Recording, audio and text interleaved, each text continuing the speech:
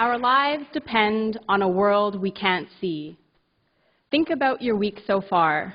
Have you watched TV, used GPS, checked the weather, or even ate a meal? These many things that enable our daily lives rely either directly or indirectly on satellites. And while we often take for granted the services that satellites provide us, the satellites themselves deserve our attention as they are leaving a lasting mark on the space they occupy. People around the world rely on satellite infrastructure every day for information, entertainment, and to communicate. There's agricultural and environmental monitoring, internet connectivity, navigation. Satellites even play a role in the operation of our financial and energy markets. But these satellites that we rely on day in and day out have a finite life.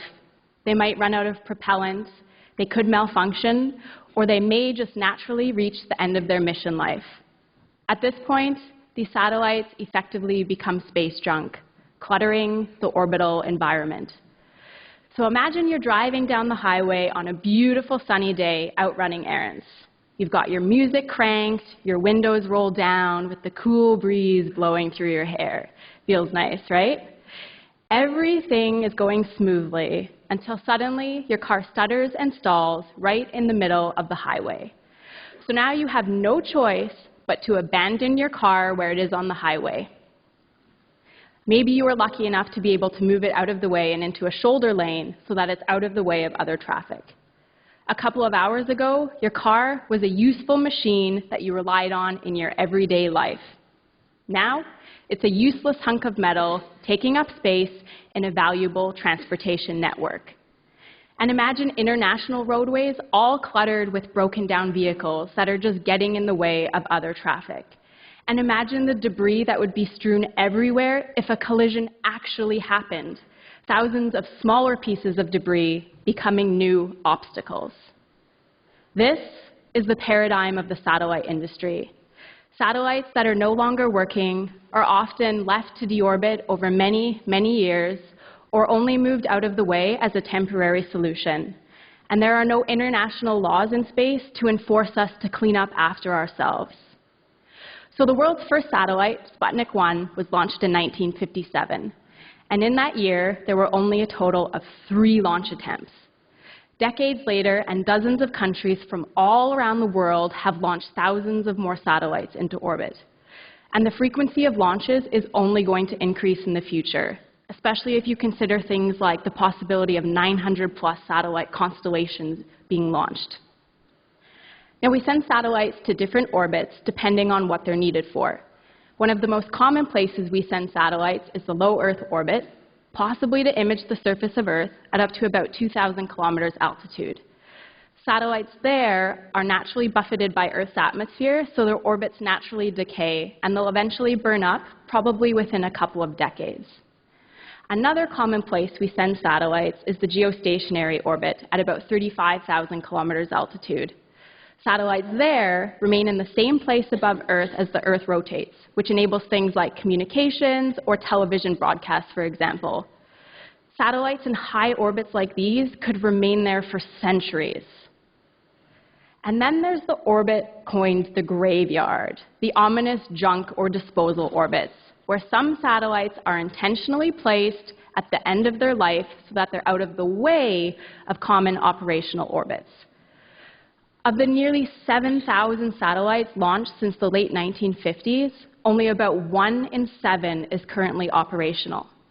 And in addition to the satellites that are no longer working, there's also hundreds of thousands of marble-sized debris and millions of paint chip-sized debris that are also orbiting around the Earth. Space debris is a major risk to space missions, but also to the satellites that we rely on each and every day. Now, because space debris and junk has become increasingly worrisome, there have been some national and international efforts to develop technical standards to help us limit the generation of additional debris. So, for example, there are recommendations for those low Earth orbiting spacecraft to be made to deorbit in under 25 years. But that's still a really long time, especially if a satellite hasn't been working for years. There's also mandates for those dead geostationary spacecraft to be moved into a graveyard orbit. But neither of these guidelines is binding under international law, and the understanding is that they will be implemented through national mechanisms.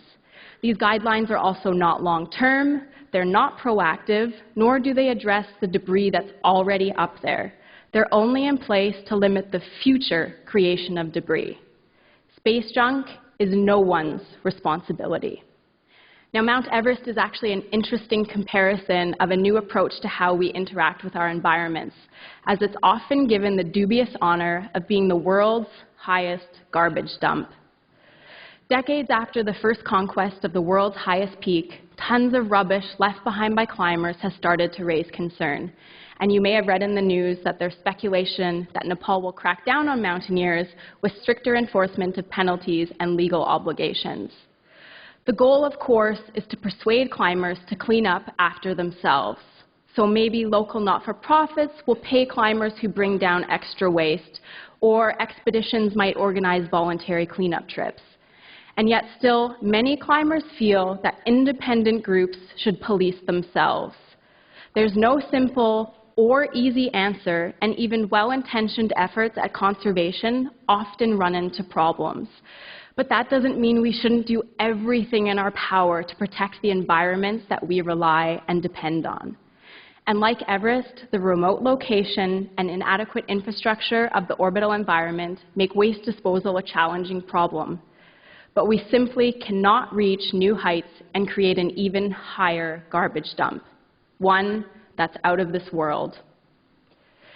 The reality of space is that if a component on a satellite breaks down, there really are limited opportunities for repairs and only at great cost. But what if we were smarter about how we design satellites? What if all satellites, regardless of what country they were built in, had to be standardized in some way for recycling, servicing, or active deorbiting? What if there actually were international laws with teeth that enforced end-of-life disposal of satellites instead of moving them out of the way as a temporary solution? Or maybe satellite manufacturers need to be charged a deposit to even launch a satellite into orbit, and that deposit would only be returned if the satellite was disposed of properly or if they cleaned up some quota of debris. Or maybe a satellite needs to have technology on board to help accelerate deorbit. There are some encouraging signs. The UK's TechDemoSat-1, launched in 2014, for example, was designed for end-of-life disposal via a small drag sail.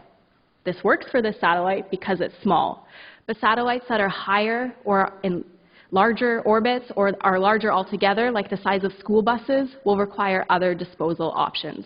So maybe you get into things like high-powered lasers or tugging using nets or tethers, as crazy as those sound in the short term.